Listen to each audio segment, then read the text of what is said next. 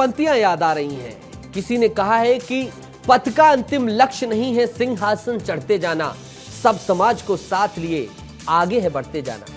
आज कुछ इसी तरीके की तस्वीर सामने आई है छत्तीसगढ़ में। प्रदेश के मुखिया हेलीकॉप्टर से उड़े, लेकिन उतरे वहां जहां पर जनता जनार्दन थी, उनकी समस्याओं को जानने के लिए। नमस्कार, मैं हूं नितेश गर्ग और आप देख रहे हैं विस्तार न्यूज। आज के हमारे खास डिबेट शो में आपका स्वागत है। 6 तस्वीरें देखिए आप, जहां छत्तीसगढ़ में बीजेपी सरकार सुशासन त्योहार मना रही है। आज तीसरे चरण की शुरुआत हुई और जहां जहां मुख्यमंत्री का हेलीकॉप्टर उतरा, वहां की ये तस्वीरें हैं।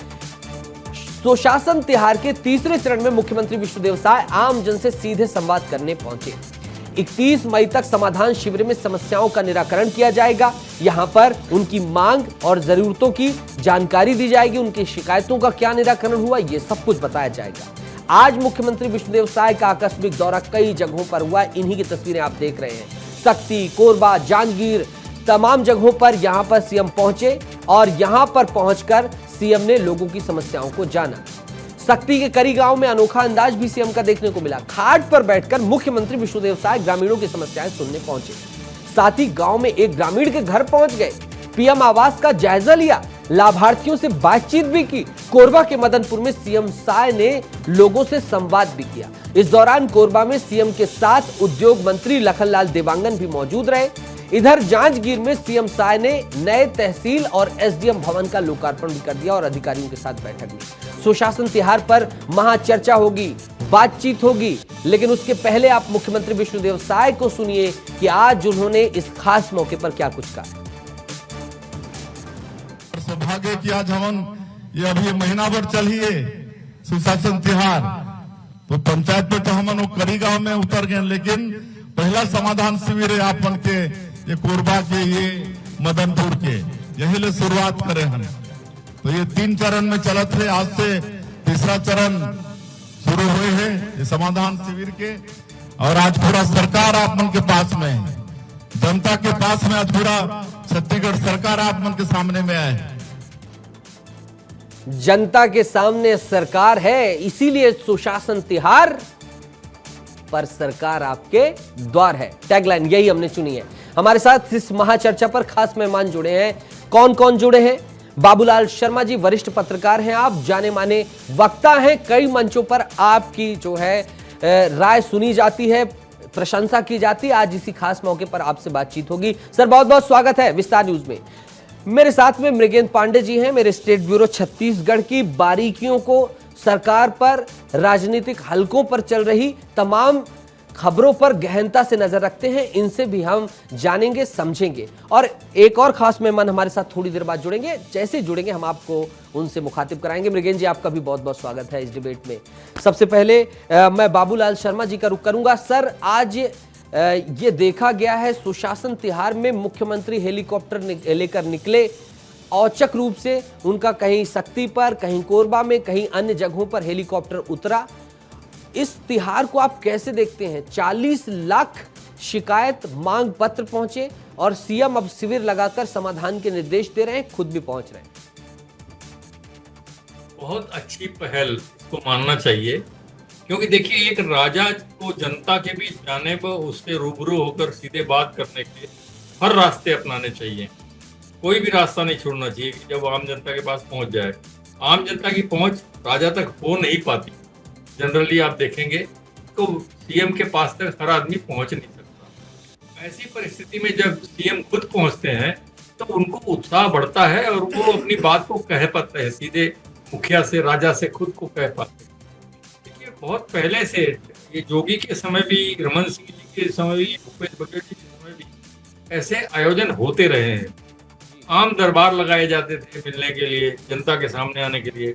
आपकी सरकार आपके द्वार नाम से जो है कार्यक्रम हुए, सरकार आपके द्वार के नाम से कार्यक्रम हुए, ग्राम स्वराज के नाम से 15 साल जो है हर साल रमन सिंह जी ने ये कार्यक्रम किया और घर घर जाते थे, लोगों के रसोई तक पहुंच जाते थे।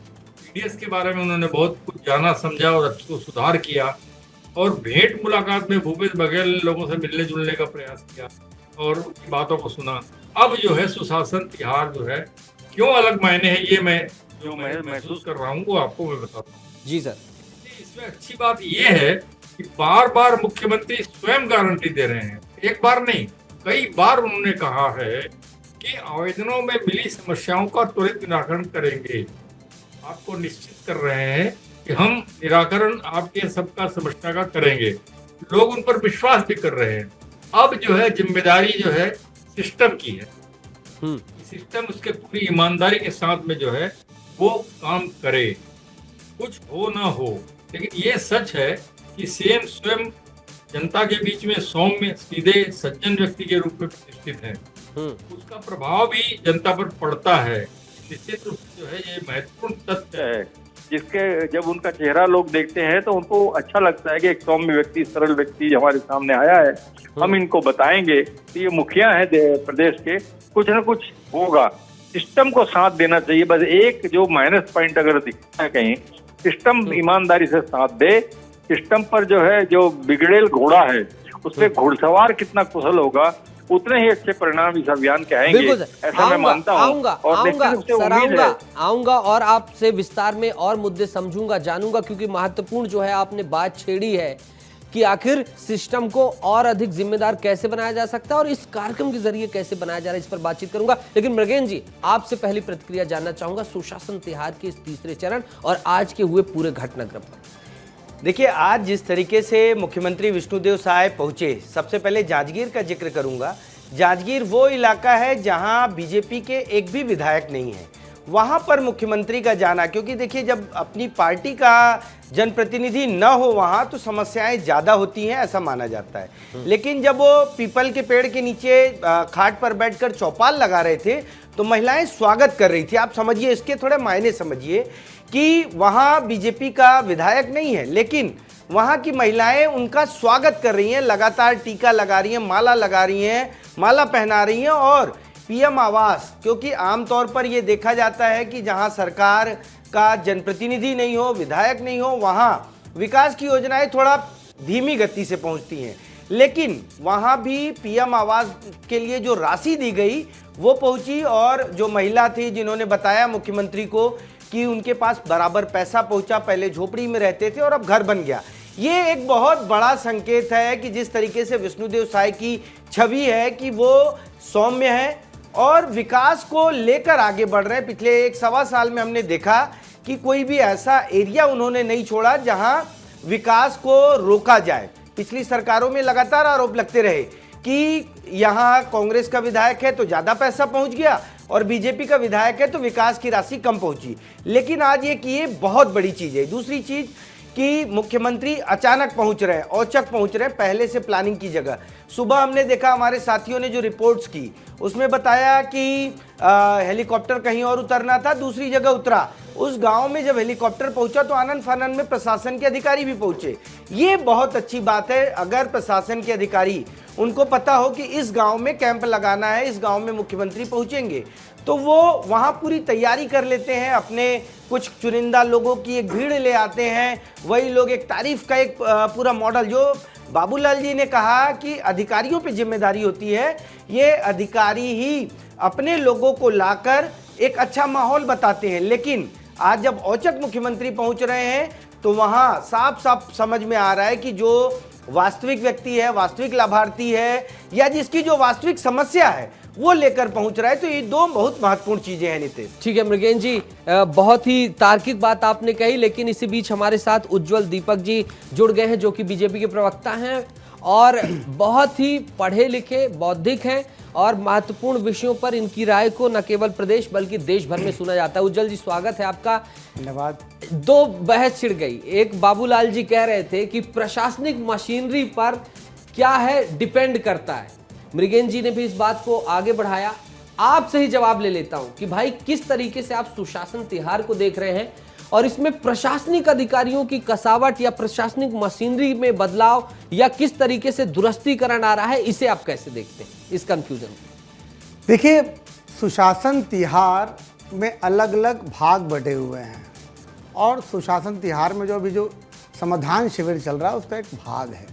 आप देखिए, शुरू से जब से हमारी सरकार आई है, सुशासन का सही मायने में अगर अर्थ देखा जाएगा तो जितने हमने वादे किए थे मैनिफेस्टो में, उनमें से कितने बड़े वादे पूरे हो गए, कितने लोगों को डीबीटी से पैसा मिलना चालू हो गया, जो जो हमने बोला था कि पीएम आवास देंगे, महतारी वंदन देंगे, 3100 रुपये में धान खरीदेंगे, एक मुश्त पैसा देंगे, सब सारी योजनाएं धीरे धीरे चल रही। इसके बाद आप देखिए सबसे बड़ी बात जो है, सरकार खुद शिकायत ले रही है। आमतौर पे देखा जाता है कि क्रिटिसिज्म नेताओं को, सरकारों को पसंद नहीं आता, पर हमारी सरकार है, विष्णुदेव साय की सरकार है, वो क्रिटिसिज्म के लिए ओके है, दे आर वेलकम, स्वागत है उनका। 40 लाख आवेदन आए हैं पूरे राज्य से, 40 लाख आवेदन सबको पोर्टल में डाल दिया गया है, निराकरण चालू हो गया है। और आज समाधान शिविर का पहला दिन था। माननीय मुख्यमंत्री विष्णुदेव साय जी औचक गए गांव में बिना किसी पूर्व सूचना के और सीधे हितग्राही से बात कर रहे हैं। कोई मीडिएटर, कोई मिडिलमैन बीच में नहीं है, कोई अधिकारी नहीं है, कोई ब्रोकर नहीं है, कोई नेता नहीं है, सीधे संवाद हो रहा है। लोग बता रहे हैं भाई साहब ये समस्या है और वहीं पर निराकरण होगा। वो गलत है, वो सही है, शिकायत गंभीर है, पानी नहीं पहुंचा है, मकान नहीं मिला है। विष्णुदेव जी खुद जाके पूछ रहे हैं, आप बताइए कौन सी सरकार, कांग्रेस की किस सरकार ने काम किया है कि जनता के बीच जाके शिकायत ली है। और आपको दूसरा पहलू बताता हूं मैं, 40 लाख आवेदन आए हैं, ट्रेंड निकलेगा, एक पैटर्न निकलेगा कि लोगों की समस्याएं क्या चल रही हैं। मैं बताता हूं, पिछली सरकार में जब डॉक्टर रमन सिंह जी की सरकार थी, मैक्सिमम पॉलिसी डिसीजंस, जो नीति निर्धारण होता था, जन दर्शन में आए हुए लोगों के फीडबैक के द्वारा होता था। एक समय आता था जब लोग इलाज के लिए आते थे, इलाज कराना है, ये करना है, तब मुख्यमंत्री स्वास्थ्य बीमा योजना चालू हुई थी। फिर कुछ लोग, जब शुरुआत की बात बता रहा हूँ, 2012 की जब बात बता रहा हूँ, फूड सिक्योरिटी एक्ट कैसे लागू हुआ, कई लोग आते थे, निर्धन लोग, गरीब लोग, बेसहारा लोग, वंचित पीड़ित लोग की ऐसी ऐसी समस्या है। जब पता लगा कि इसके ऊपर एक पॉलिसी लाई जाए, देखिए मुख्यमंत्री जी हर एक समस्या का इंडिविजुअल निराकरण नहीं कर सकते। जब एक पॉलिसी फ्रेमवर्क तैयार होता है, बच्चे आते थे, स्कॉलरशिप चाहिए, बाहर पढ़ने जाना है, कोई नीति नहीं थी, नीति बनाई गई। SC ST वर्ग के छात्र आते थे, उनके लिए पॉलिसी बनाई गई।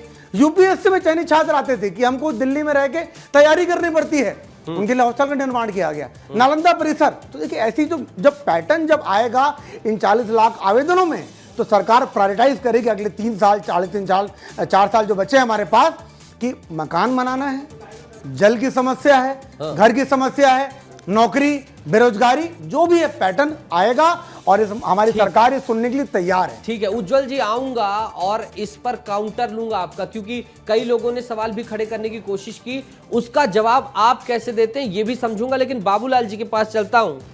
सर, आप लंबे समय से जो है राजनीतिक गलियारे हो, प्रशासनिक गलियारे हो, सभी को देखते हैं, समझते हैं। 40 लाख आवेदन आए, इसके पहले 2 चरण हुए, इतने दिनों से सब कुछ एक कवायद चल रही है, मुख्यमंत्री पहुंच रहे हैं, इससे प्रशासनिक मशीनरी कितनी स्ट्रांग हो रही होगी? आपको क्या लगता है किस तरीके से जो है अधिकारियों को जो है जागना पड़ रहा होगा और अधिक मजबूती के लिए, काम के लिए जो है एक्टिव होना पड़ रहा होगा? किस तरीके से प्रशासनिक मशीनरी किस तरीके से हलचल में आई होगी? बाबूलाल जी देखिए, आप सबको ख्याल होगा डॉक्टर रमन सिंह जो है, उन्होंने 15 साल हर साल जो है ग्राम स्वराज के नाम से जो है आकस्मिक दौरे किए। इसी तरह से हेलीकॉप्टर से वो जाते थे, किसी भी गांव में उतरते थे। हालांकि जो है आसपास के जो अधिकारी होते थे वो आसमान की तरफ देखते रहते थे कि हेलीकॉप्टर अगर आया है तो किधर जा रहा है, और वो तत्काल वहां पहुंचने का प्रयास करते थे। उस वक्त भी इसी तरह जो है छुपा कर रखा जाता कि कहाँ जाएंगे, और वो अंदर मतलब रसोई घर तक पहुंच जाते थे। उसी तर्ज पर जो है विष्णुदेव साय ने ये कार्यक्रम शुरू किया है। देखिए, आपने एक बात बताई, महिलाओं का स्वागत क्या कहता है। महिलाओं का स्वागत अगर विपक्ष के क्षेत्र में हो रहा है, ये दर्शाता है कि सरकार कुछ हद तक अच्छा काम कर रही है। मतलब उनको कहीं ना कहीं जो है संतुष्टि है उस क्षेत्र के लोगों को, इसलिए जो है स्वागत हो रहा है। और सरकार के ऐसे प्रयासों की जो है प्रशंसा होनी भी चाहिए। इस तरह से नहीं होती है, होनी चाहिए। मैं ऐसा कहता हूं कि विपक्ष को भी जो है ऐसे आयोजनों का जो अगर निष्कर्ष अच्छा निकलता है तो स्वागत करना चाहिए। समस्या का समाधान होंगे तो निश्चित ही जनता भी स्वयं प्रशंसा करेगी। आप इस बात को समझ लीजिए, आप अच्छे से समाधान करेंगे तो प्रशंसा जनता भी करेगी, और तो राजनीतिक लाभ भी निष्पक्ष रूप से मिलेगा। आज लग रहा है सर, आप पूरा दिन नजर बनाए हुए थे, कहां क्या हुआ इस पर आपकी भी पैनी निगाह थी। उज्जवल, दीपक जी के पास एक बार फिर आऊंगा, फिर मृगेंद्र जी का रुख करूंगा। सर, आपके पास आऊंगा वापस। आप भी गए हैं पुराने अनुभव में, जिसका जिक्र कर रहे थे कि हेलीकॉप्टर अधिकारी देखते रहते थे रमन सिंह सरकार में कि कहां उतर जाए। अगर आपका घटनाक्रम को याद हो तो भी बता दीजिएगा उज्जवल जी संक्षिप्त में। दूसरा, उन लोगों का क्या जो कह रहे हैं 40 लाख आवेदन आए हैं तो ये सुशासन नहीं है, ये गलत है, इस पर आपका क्या जवाब रहेगा उन लोगों को, उज्जवल जी? मैंने अपने स्टेटमेंट के शुरुआत में कहा, स्वागत है फीडबैक का, क्रिटिसिज्म का, शिकायतों का, दिक्कतों का। आइए हमारे पास, बताइए सरकार की कौन सी अच्छी योजना चल रही है और कौन सी योजना में सुधार की उम्मीद है और कौन सी नई योजना आनी चाहिए। ये हमारी सरकार का साहस है, क्योंकि हमें मालूम है हमारी सोच अच्छी है, हमने बनाया है, हम ही संभालेंगे। इसी तर्ज पर आप देखिए, फर्क देखिए, कांग्रेस की सरकार थी, भूपेश बघेल जी मिलने आते थे, एक बच्चे ने क्वेश्चन किया, उनको क्या जवाब मिला, क्या तेरे बाप ने कभी किसी मुख्यमंत्री से बात की है? दूसरी महिला को बोला, ए लड़की राजनीति मत कर। ऐसी ऐसी बातें होती थी। युवा संवाद कार्यक्रम चालू हुआ, जब पीएससी घोटाला हुआ तो युवाओं को साधने के लिए युवा संवाद कार्यक्रम चालू हुआ। चुन चुन के माइक दिया जाता था कि ये क्वेश्चन पूछेगा, ये हमारा आदमी है, और जो व्यक्ति सवाल पूछने की कोशिश करता था उसको बिठा दिया जाता था, माइक भी नहीं दिया जाता था। और एक विष्णुदेव साय जी की सरकार है, बैठे हुए हैं खाट पे, भरी दोपहरी में गांव वालों के बीच, बताइए, साफ साफ बताइए मेरी कौन सी योजना अच्छी है, कौन सी योजना खराब है, किसमें सुधार की उम्मीद है, इसमें दिक्कत क्या है। 40 नहीं, 50 नहीं, 60 लाख आवेदन आ जाए, फिर एक पॉलिसी बनाएंगे और हम डिलीवर भी करेंगे। हमें साहस है जनता के बीच जाने का, हम मुंह छुपाए घूम नहीं रहे हैं। हमारे मुख्यमंत्री स्वयं आपके पास आ रहे हैं। देखिए आज मुख्यमंत्री जी का बयान देखिए आप जी, कि अगर आवास में गड़बड़ी हुई तो कलेक्टर सस्पेंड होगा। ये बयान पिछली बार कब सुना था आपने? ये कब सुना था? अधिकारियों पे कार्रवाई की जाएगी, निलंब, लेकिन कलेक्टर का नाम लेके कहा। आप सोचिए प्रेशर कितना बनता होगा अधिकारियों में। बिल्कुल, जो आप बात कर रहे थे हेलीकॉप्टर के ऊपर देखने की, क्यों नहीं देखा जाएगा? उनका भी तो ऑडिट हो रहा है।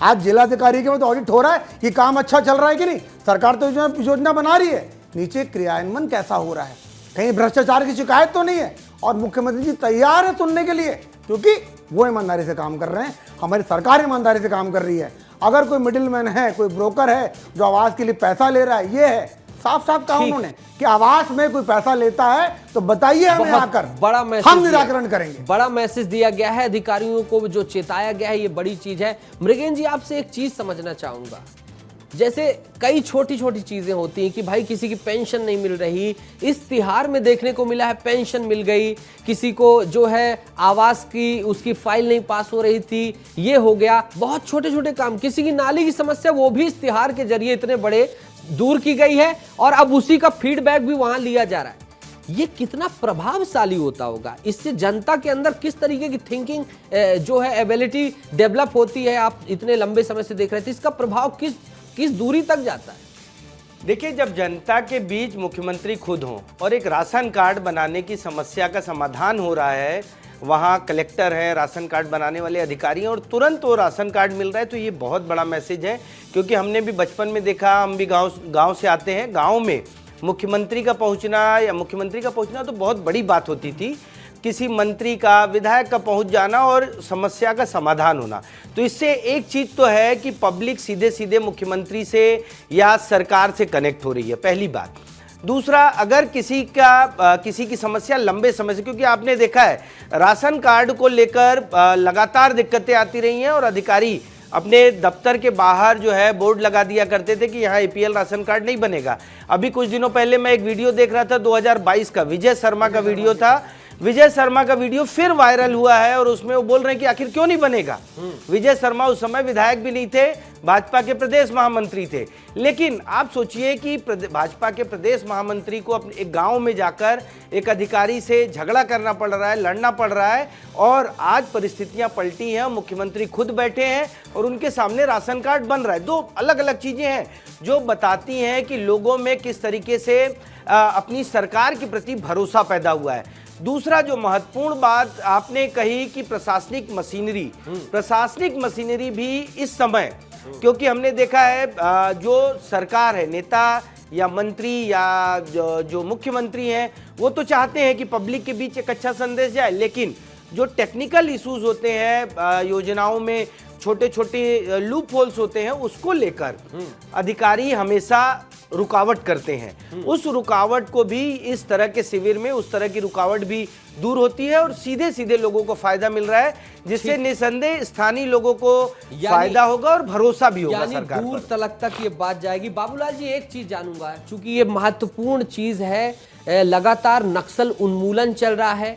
बस्तर के संदर्भ में अगर इस तिहार में बात ना हो तो ये चर्चा अधूरी है। इसके बाद इसी विषय को लेकर मैं उज्जवल जी तक जाऊंगा। सर, ये जो नक्सल उन्मूलन है वो तो चल ही रहा है, जो विकास की मुख्यधारा के साथ इंगेजमेंट की बात है, ऐसे तिहार बस्तर जैसे क्षेत्रों में कितनी राह सरकार की, प्रशासन की आसान करेंगे? इंगेजमेंट किस तरीके से स्थापित होगा, क्या कहता है आपका ऑब्जर्वेशन? अभी जो बस्तर क्षेत्र में मुख्यमंत्री गए नहीं, लेकिन डॉक्टर रमन सिंह जाते थे, ये मुझे याद है। तो निश्चित रूप से विष्णुदेव साय भी जाएंगे। और आज परिस्थितियां जो है उतनी विषम नहीं है जितनी विषम रमन सिंह सरकार के समय हुआ करती थी। तो आज की स्थिति ये है कि काफी जगहों से जो है नक्सलियों का मूवमेंट खत्म कर दिया गया है और वहाँ विकास के कार्य बड़े तेजी से चल रहे हैं। तो निश्चित रूप से जो है वहाँ जब जाएंगे तो बस्तर में प्लस पॉइंट दिखेगा। पहले जो है उतना प्लस पॉइंट नहीं दिखता था, अब की प्लस पॉइंट दिखेगा और काम भी होते दिखाई देंगे। देखिए, एक बात आपने कही, 40 लाख आवेदन आए हैं, सुशासन है तो फिर इतने आवेदन क्यों आए, ये नकारात्मक संदेश भी आता है। लेकिन आप इसको समझ लीजिए कि रमन सिंह के अंतिम 5 वर्षों में कुछ गलतियां हुई, निराकरण में कमी दिखी थी। 10 साल बहुत बढ़िया काम हुआ था, सिस्टम ने साथ नहीं दिया।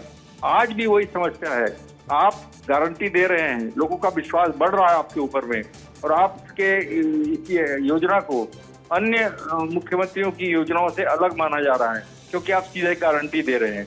आप देखिए कि जब भी ऐसी परिस्थितियां पैदा होती हैं, जनता से उनको यानी कुल मिलाकर सर आप ये कहना चाह रहे हैं कि संजीदगी की जरूरत है, प्रशासनिक मशीनरी की। चलिए, मैं उज्जवल दीपक जी से ही उनसे आश्वासन भी ले लेता हूं और चूंकि वक्त कम है इसलिए उन्हीं से ही जान लेता हूं। सर, बस्तर के संदर्भ में उज्जवल जी आप किस तरीके से देख रहे हैं, और गारंटी भी दे दीजिए बाबूलाल जी को। देखिए, 31 मार्च वो तारीख होती है जब इनकम टैक्स के अकाउंट्स का क्लोजिंग होता है, लोग टैक्स पे करके ख़त्म करते हैं, हिसाब किताब बंद होता है। 31 मार्च 2026 वो तारीख है जब नक्सलियों का हिसाब किताब छत्तीसगढ़ से नहीं पूरे देश से बंद होने जा रहा है। ये जो नासूर है नक्सलवाद का, जिसके साथ हम सब जिए हैं, हमने अपनी जवानी भर, वो जब हम बाहर जाते थे पढ़ने लिखने तो लोग यही बोलते थे नक्सल प्रदेश से हैं। मुझे लगता है 31 मार्च 2026 के बाद ये इतिहास की बात हो जाएगी और माननीय प्रधानमंत्री मोदी जी, अमित शाह जी, माननीय गृह मंत्री भारत सरकार, माननीय मुख्यमंत्री विष्णुदेव जी और माननीय गृह मंत्री विजय शर्मा जी इतिहास रचने जा रहे हैं जब बस्तर नक्सलवाद से नासूर जो है हमारे जीवन में जो पीड़ा थी वो खत्म होने जा रहा है। और मुझे लगता है कि विष्णुदेव साय जी शायद इस बार हेलीकॉप्टर से नहीं, रोड भी बन गई है वहाँ पर, शायद रोड से जाए। आपने देखा होगा पिछले दिनों कुछ पूर्व वीडियो की माननीय विजय शर्मा जी कार से जा रहे थे उस जगह पे जहाँ पे कारें जाती नहीं थी। कैंप खुल रहे हैं, रोड बन रही है, विद्यालय बन रहे हैं, उद्योग भी आएंगे, कॉलेज भी आएंगे और बस्तर का सर्वांगीण विकास भी होगा। उसमें सुशासन तिहार असरदार बनेगा। उज्जवल जी, बाबूलाल जी, मृगेन जी, आप तीनों का बहुत बहुत शुक्रिया। आप जैसा प्रबुद्ध वर्ग जुड़ा और इस विशेष चर्चा में आपने जो है ज्ञानवर्धन किया, इसके साथ ही अपनी खास राय भी दी। बहुत बहुत शुक्रिया आप तीनों मेहमानों का। सुशासन तिहार सरकार आपके द्वार में इतना ही